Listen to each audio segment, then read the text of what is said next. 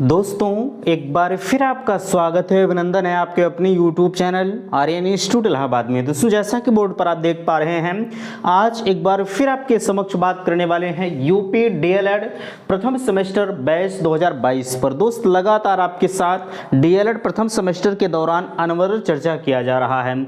एक निवेदन आप सभी से करना चाहूँगा कि चैनल पर पहली बार विजिट कर रहे हैं तो प्लीज़ चैनल को सब्सक्राइब जरूर करेंगे। देखिए आज की इस वीडियो में हम आपसे चर्चा कर रहे हैं जो है इतिहास के चैप्टर नंबर 4 पर। ऑलरेडी हम आपके बीच में जो है अगर देखा जाए तो 3 चैप्टर को फिनिश कर चुके हैं। आज इस वीडियो में हम आपके चौथे चैप्टर पर मौजूद हैं। चौथे चैप्टर की शुरुआत बिल्कुल आसान से शब्दों में हम आपके बीच में करेंगे, लेकिन उससे पहले हम आपको बताना चाहेंगे, यहाँ देख पा रहे हैं चैप्टर का नाम है वैदिक कालीन, जो कि आप देख पा रहे हैं प्रथम सेमेस्टर की संपूर्ण हस्तलिखित नोट्स। बिल्कुल मैं आप सभी को सूचित करना चाहूंगा कि डीएलएड प्रथम सेमेस्टर की जो है प्रथम सेमेस्टर के नोट्स आप सभी के लिए उपलब्ध है। लिंक आपके डिस्क्रिप्शन बॉक्स में दिया गया है, वहां से जाकर आप जो है मामूली से शुल्क 150 रुपए का पेमेंट करके आप सारे सब्जेक्ट के नोट्स को प्राप्त कर सकते हैं बिना किसी जो है बेधड़क। ठीक है, अच्छा यहाँ देख पा रहे हैं, अगर आपको डीएलएड संबंधी या अगर देखा जाए कोर्स संबंधी किसी भी प्रकार की समस्या हो रही है तो समस्या समाधान के लिए 9452331053 यह नंबर आपके बीच में दिया जा रहा है। बिल्कुल आप इन नंबरों पर संपर्क कर सकते हैं। ठीक है, चलिए देखिए, हमने अगर इसके पहले वाले चैप्टर यानी तीसरे नंबर की बात करें तो बिल्कुल जो नोट्स इतिहास के आपके बीच में जा रहे हैं बाबू, बिल्कुल ब्रॉड तरीके से तैयार किया गया है। एक भी टॉपिक उसमें मिस नहीं किया गया है, लेकिन हम अपनी तरफ से जो आपके लिए महत्वपूर्ण है, ज़्यादा महत्वपूर्ण है, प्रेशर हम उसी पर दे रहे हैं। ठीक है, यानी जोर हम उसी पर दे रहे हैं, बाकी चीज़ों को हम आपको बता रहे हैं, ऐसा नहीं बता रहे। ठीक है, बता रहे हैं, लेकिन थोड़ा बहुत उसमें जो डिस्टर्ब करने वाली चीज़ें होती हैं उसे हम छोड़ दे रहे हैं। लेकिन इतना हम आपको जरूर कह रहे हैं कि आप इन चीजों को एक बार जरूर देख लीजिए। ठीक है, वीडियो चलता रहता है, चीजें हम आपको दिखाते रहते हैं कि ये आप देख लीजिए, ये आपने देखा होगा। तो बहरहाल सारी चीजों को उम्मीद करते हैं कि आप हर चीज से परिचित हैं। तो चलिए बिना समय को गंवाए हम आपको ले चलते हैं मोबाइल के स्क्रीन पर। इससे पहले मैं फिर से आपसे कहना चाहूंगा कि चैनल पर पहली बार विजिट किए हैं तो प्लीज चैनल को सब्सक्राइब जरूर करें। और नोट्स संबंधी अगर आपको समस्या समाधान के लिए कोई भी दिक्कत हो रही है तो नंबर आपके बीच में दिया जा रहा है, मामूली से 150 रुपए का पेमेंट आपको करना है। लिंक आपके डिस्क्रिप्शन बॉक्स में दिया गया है। तो चलिए हम आपको लेके चलते हैं मोबाइल के स्क्रीन पर। तो फाइनली हम आ चुके हैं मोबाइल के स्क्रीन पर, जहां से देख पा रहे हैं इतिहास के चैप्टर नंबर 4 की शुरुआत आज के इस वीडियो से की जा रही है। चैप्टर नंबर 4 का नाम है वैदिक काल एवं अगर कहा जाए पूर्व एवं उत्तर वैदिक काल। ठीक है, इसमें इन सभी चीज़ों पर चर्चा किया जाएगा। अगर आपके बीच में हम बात करें वैदिक काल किसे कहते हैं तो आप समझ पा रहे हैं, भारतीय इतिहास में 1500 ईसा पूर्व से 600 ईसा पूर्व के काल को हम कालखंड को हम वैदिक सभ्यता या वैदिक काल कहते हैं। इसे आप समझ पा रहे हैं। ठीक है, वैदिक काल आपसे पूछा जा सकता है, आप अच्छी तरह से समझिएगा। ठीक है, चलिए यहाँ देखिए आगे अगर हम बात करें चारे पाने की खोज में, नीचे उसके आप देख पा रहे हैं कहा जा रहा है कि चारे पाने की खोज, यानी अगर वैदिक काल की हम बात करें, एक एक टॉपिक को आप अच्छी तरह से समझते हुए चलिएगा, जो आपके लिए महत्वपूर्ण है। सारी चीज़ों पर डिस्कस हम करेंगे। चारे पाने की खोज में यहाँ देखिए आर्यों के पास पालतू जानवर, यानी अगर कहा जाए वैदिक काल में जो है आपके वैदिक काल जब प्रारंभ हुआ था तो उस समय जो है आपके जो पालतू पशु जानवर थे वो आप पालने लगे थे। इसमें कहा जा रहा है आर्यों के पास पालतू जानवर अधिक थे, जानवरों की संख्या अधिक होने के कारण वे चारे पानी जहाँ चारा पानी मिल जाता था वहीं बस जाते थे। इस प्रकार आर्य अपने पशुओं के साथ साथ नई नई जगहों पर, और वे अनोखा जानवर तेज दौड़ने वाले, ठीक है, अनोखा जानवर तेज दौड़ने वाले घोड़ा, रथ जोतना तथा लकड़ी की वस्तुओं को बनाना आदि का कार्य करते थे। यानी अगर कहा जाए, यहाँ आप देख पा रहे हैं सारी चीज़ें खुद ब खुद इसमें अच्छी तरह से समझ पा रहे हैं। जो आर्य लोग थे वो पालतू पशु के रूप में किसे पालते थे, यहाँ देखिएगा थोड़ा सा हम छोटा करते हैं अच्छी तरह से ताकि आपको दिखे। पालतू जानवर के रूप में देखिए एक अनोखा जानवर, जैसे यहाँ तेज दौड़ने वाला कौन हो सकता है, घोड़ा हो सकता है आपका। यहाँ घोड़े को रथ में ये लगाते थे, खेत जोतने के लिए बैल इत्यादि को ये पालते रहते थे। ठीक है, चलिए और एक चीज़ ध्यान रखिएगा, इन्हें जिस स्थान पर चारा पानी जो है अधिक मात्रा में मिलता था वहीं जाकर ये बस जाते थे। ठीक है, कौन, आर्य लोग।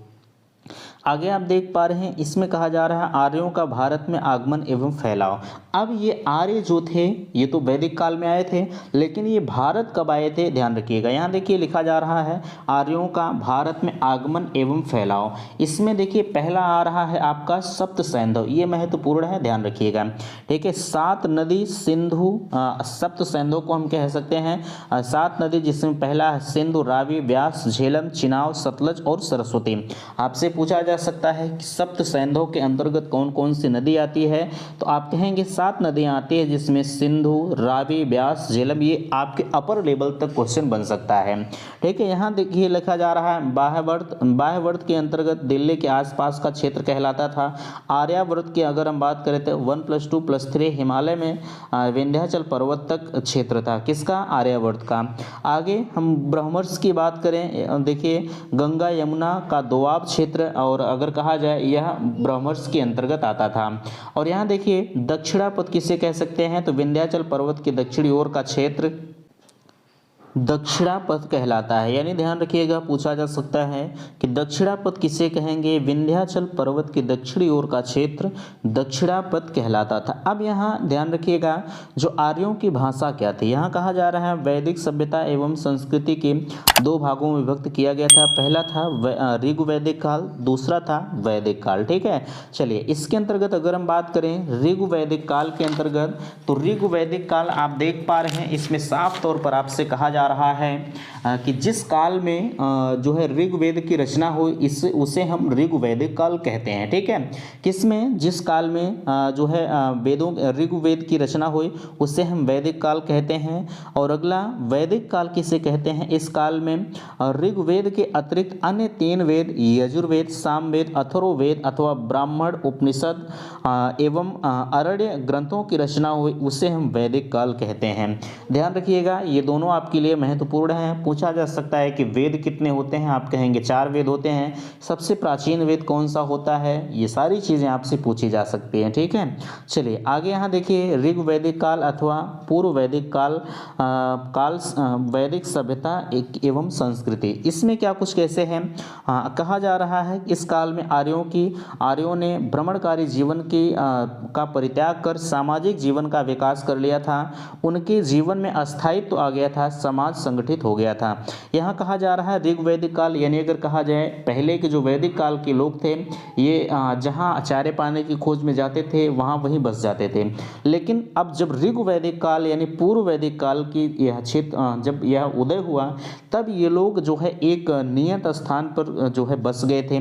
इनमें सामाजिक संगठन का जो उद्भव था वो हो गया था, यानी अगर कहा जाए ये मनुष्य जो थे वो सामाजिक हो गया था।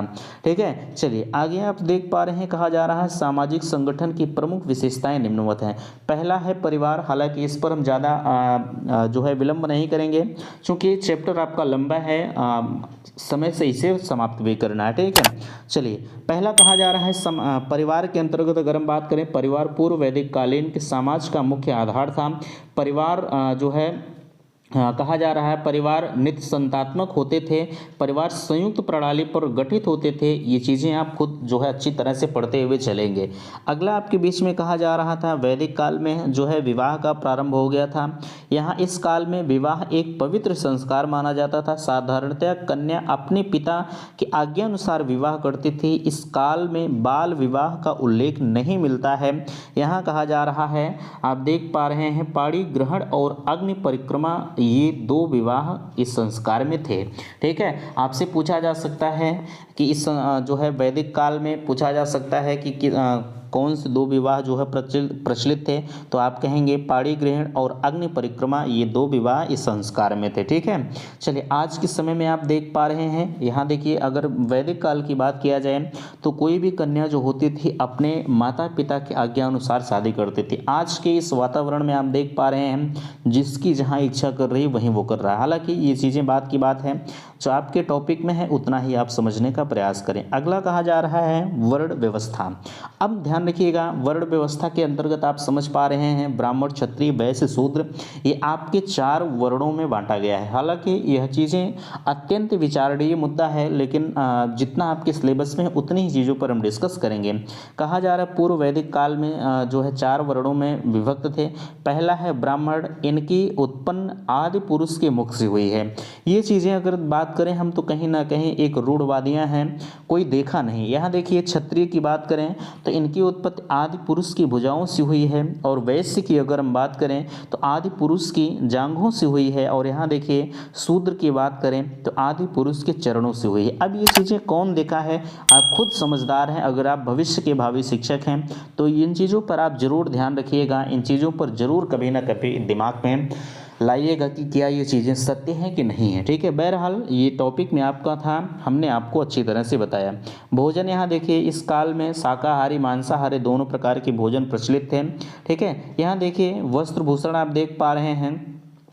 वस्त्र भूषण के अंतर्गत अगर बात करें आर्य जो है धारण साधारणतः यहाँ सा होना चाहिए था। साधारणतः 3 प्रकार के वस्त्र धारण करते थे, नेवी, वास और अधिवास। यहाँ ध्यान रखिएगा, ये चीज़ें आपको अच्छी तरह से समझना चाहिए। नेवी क्या होता है, वास क्या होता है, अधिवास क्या होता है। कीट भाग में पहले जाना जाने वाला वस्त्र है, और यहाँ देखिए चादर की भांति उड़ा जाने वाला वस्त्र और ऊपर से ढकने वाला वस्त्र अधिवास कहलाता है। ठीक है, चलिए आगे कहा जा रहा है सोने के कर्णफूल, दस्तबंद और हार, पावजेब आदि जो कुछ प्रमुख आभूषण थे। ये चीज़ें आप देख पा रहे हैं। आमोद प्रमोद के साधन कौन थे, यहाँ देखिए रथ दौड़ था, नृत्य था, संगीत, घुड़सवार, ये सारी चीज़ें आदि जो है आमोद प्रमोद के साधन थे। शिक्षा, आर्यों की शिक्षा किस प्रकार से हुई है, स्त्री एवं पुरुषों दोनों प्रकार के लिए शिक्षा की व्यवस्था थी। आज के समय में सेम वही कंडीशंस है, स्त्री और पुरुष दोनों का समान अधिकार है। जहाँ जो काम स्त्री कर सकती है वही काम एक पुरुष भी कर सकता है। ठीक है, देखिए स्त्री एवं पुरुष दोनों के लिए शिक्षा की व्यवस्था थी। शिक्षा का कार्य गुरुकुल में होता था। शिक्षा का माध्यम मौखिक रूप से शिक्षा प्रमुख उद्देश्य चरित्र निर्माण एवं व्यक्तित्व का विकास करना था। यही चीज़ें आज भी शिक्षा के क्षेत्र में देखी जाती हैं कि जो इसका प्रमुख उद्देश्य की अगर हम बात करें तो सामाजिक, राजनीतिक, इन्हीं सारी चीज़ों पर विकास करना शिक्षा का प्रमुख उद्देश्य माना जाता है। ठीक है, चलिए अगला कहा जा रहा है पूर्व वैदिक कालीन जो है राजनीतिक दशा क्या थी। ठीक है, इसके अंतर्गत अगर बात किया जाए पूर्व वैदिक कालीन की, पहला है पशुपालन। ठीक है, देखिए इसके अंतर्गत पूर्व वैदिक काल के अंतर्गत अगर बात किया जाए तो पहला आप देख पा रहे हैं 4 नंबर में जो है अच्छी तरह से यहाँ पशुपालन नहीं है, ध्यान रखिएगा। कहा जा रहा है पूर्व वैदिक कालीन राजतंत्रीय व्यवस्था अपने अस्तित्व में थी। किस समय, पूर्व वैदिक काल में। ठीक, अपने अस्तित्व में थी, लेकिन यहाँ थोड़ा सा मिसप्रिंट है, लेकिन प्रचलित वह कोई प्रचलित व्यवस्था नहीं थी। उस समय को राजनीतिक दशा का ज्ञान निम्नलिखित जो है शीर्ष द्वारा किया जाता है। यहाँ देखिए इसे आप खुद समझेंगे, समझते हुए अच्छी तरह से पढ़ते हुए चलेंगे, हम इन चीज़ों पर डिस्कस नहीं करेंगे। पहला आपका है परिवार का परिवार सबसे लघु इकाई थी जिसमें कुल कहा जाता था। अब कुल किसे कहते हैं, परिवार को कुल कहते हैं। कुल के नेता का जो है नेता को कलूब कहते थे। इस काल में संयुक्त परिवार प्रथा का प्रचलन था। ठीक है, आप परिवार के बारे में अच्छी तरह से जब ईवीएस पढ़ेंगे तो वहाँ परिवार के बारे में एक परिवार आपका टॉपिक ही रखा गया है, जिस पर आप जो है बेहतरीन तरीके से डिस्कस पूरे विस्तृत रूप से करते हैं। ठीक है, चलिए आगे यहाँ नीचे देख पा रहे हैं ग्राम आपके बीच में है। कई परिवारों को मिलाकर एक ग्राम बनाया जाता था। आगे विष किसे कहते हैं, अनेक विषों को मिलाकर जन का निर्माण होता था। जन सर्वोच्च उपधिकारी को जो है विषपति कहते थे। यहाँ देखिए जन आगे आ रहा है, जो है अनेक विषयों को मिलाकर जन का निर्माण होता था। जन सर्वोच्च उपधिकारी के रक्षक कहते थे। अब राष्ट्र क्या है, देश अथवा जो है राज्य को राष्ट्र कहा जाता था। पूर्व वैदिक काल में शासन व्यवस्था को कैसे थी, पूर्व वैदिक काल में पहला राजा था, पुरोहित एवं सेनानी थे, और सभा एवं जो है समिति थे, राज्य की आय के साधन थे, और न्याय व्यवस्था थे। ठीक है, चलिए ये चीज़ें आपको समझ में आई कि नहीं आई, बिल्कुल आप मुझे कमेंट सेक्शन में अवश्य बताइएगा। अगला आपके बीच में आ रहा है पूर्व वैदिक कालीन आर्थिक व्यवस्था कैसे थी। पहला है पशुपालन, जो है पूर्व वैदिक काल में लोग पशुपालन करने लगे थे। यहाँ देखिए गाय, भैंस, बकरी, ऊँट, हाथी, जो कुत्ता, बैल, इन चीज़ों को ये गाय पूजनीय मानी जाते थे। किस समय? पूर्व वैदिक काल में, ठीक है। और आज भी सेम वही कंडीशंस है, लेकिन गायों की स्थिति कुछ इस कदर बिगड़ी है, आप समझ पा रहे हैं खुद ब खुद, हमें उस पर डिस्कस नहीं करना है, ठीक है। अगला देख पा रहे हैं कृषि आपका है पूर्व वैदिक काल में जो है ये चीज़ें आप देख पा रहे हैं। उद्योग धंधे भी इस समय लग गए थे, व्यापार व्यवस्था भी इनकी चालू हो गई थी। व्यापार के अंतर्गत अगर हम बात करें, व्यापार करने वाले को पाड़ी कहा जाता था। किस काल में? यहाँ देख पा रहे हैं पूर्व वैदिक कालीन की आर्थिक व्यवस्था के अंतर्गत जो व्यापार करते थे उन्हें पाड़ी कहा जाता था। आपसे 1 नंबर के एग्जाम में पूछा जा सकता है कि पाड़ी किसे कहा जाता था, तो व्यापार करने वाले को पाड़ी कहा जाता था, ठीक है। चलिए अगला आपके बीच में है, हम जल्दी जल्दी डिस्कस इसलिए कर रहे हैं ताकि आपका जो चैप्टर है वह बड़ा ना हो। हम बार बार आपसे कह रहे हैं कि अगर इस PDF की ज़रूरत आपको पड़ रही है तो लिंक आपके जो है डिस्क्रिप्शन बॉक्स में दिया गया है। आप मामूली से शुल्क 150 रुपये का पेमेंट करके आप PDF को प्राप्त कर सकते हैं। चलिए आगे आपसे कहा जा रहा है पूर्व वैदिक कालीन की धार्मिक व्यवस्था कैसे थे। पूर्व वैदिक काल में आर्यों का धार्मिक स्वरूप अत्यंत उच्च कोटि का था एवं यज्ञ में पशु बलि देने की प्रथा थी। यज्ञ जब भी होता था तो एक पशु की बलि दी जाती थी। प्रकृति के तत्वों को मूर्त रूप में प्रदान कर उसके देवता के रूप में पूजनीय उपासना किए जाते थे। अब उत्तर वैदिक काल की चर्चा यहाँ से की जा रही है। उत्तर वैदिक काल लगभग 1000 ईसा पूर्व से 700 ईसा पूर्व का काल के अंतर्गत जो है उत्तर वैदिक काल माना जाता है। कहा जा रहा है आपसे उत्तर वैदिक कालीन सामाजिक दशा कैसी थी। देखिए पहला आपके बीच में आ रहा है परिवार विवाह। देखिए इसके अंतर्गत अगर हम बात करें तो परिवार पितृ प्रधान था। समाज में संयुक्त परिवार की प्रथा का प्रचलन था। अथर्ववेद में परिवार की भांति के लिए प्रार्थनाओं का वर्णन मिलता है। किस समय? उत्तर वैदिक काल में, ठीक है। चलिए विवाह का देखिए कहा जा रहा है, विवाह के अंतर्गत अगर देखा जाए वैदिक काल में या उत्तर वैदिक काल में विवाह को एक पवित्र एवं अनिवार्य कार्य माना जाता था। चलिए अगला आपके बीच में देख पा रहे हैं वर्ण व्यवस्था। उत्तर वैदिक काल में भी वर्ण व्यवस्था का प्रचलन था। यहाँ कहा जा रहा है वर्ण व्यवस्था, समाज में 4 वर्ण ब्राह्मण क्षत्रिय वैश्य शूद्र थे। वर्ण व्यवस्था धीरे धीरे जटिल हो रही थी। वर्ण जन्म पर आधारित न होकर पैतृक हो गया था। किस समय? उत्तर वैदिक काल में। अच्छा इसके अंतर्गत आपके बीच में अगली स्लाइड ओपन की जा रही है। आप देख पा रहे हैं सबसे ऊपर कहा जा रहा है वर्ण व्यवस्था। हालांकि मैंने आपको पहले भी बता दिया, इसमें समाज में 4 वर्ण थे, ब्राह्मण क्षत्रिय वैश्य शूद्र, ठीक है। ये चीज़ें आप पहले से ही पढ़ते हुए आए हैं। जो लोग हिस्ट्री वगैरह पढ़े हैं उन्हें अच्छी तरह से इसका नॉलेज होगा। चलिए अगला आपके बीच में आ रहा है उत्तर वैदिक काल में लोग भोजन किस प्रकार से करते थे। इस काल में दूध नहीं था। चावल जौ गेहूँ सरसों आदि का प्रयोग भोजन के रूप में करते थे। इस काल में मांस खाना बुरा समझा जाता था। किस काल में? उत्तर वैदिक काल में। वस्त्र भूषण 3 प्रकार के थे, नेवी वास अधिवास, हालांकि मैंने आपको पहले ही चर्चा कर दिया। आमोद प्रमोद यानी मनोरंजन के साधन किस प्रकार से थे, आप समझ पा रहे हैं, ढोल बांसुरी इत्यादि थे। शिक्षा की व्यवस्था कैसी थी? उपनिषद व्याकरण तथा व्यवहारिक ज्ञान में शिक्षा दी जाती थी। आश्रम व्यवस्था 4 आश्रम माने जाते थे, ब्रह्मचर्य गृहस्थ और वानप्रस्थ और संन्यास। हालांकि इन चीज़ों पर आप पहले से अच्छी तरह से पढ़कर आए हुए हैं, ठीक है। चलिए अगला आपके बीच में आ रहा है, आप देख पा रहे हैं जो है इसके अंतर्गत अगर हम बात करें तो पहला आप देख पा रहे हैं तक्षण लिखा गया है, ठीक है।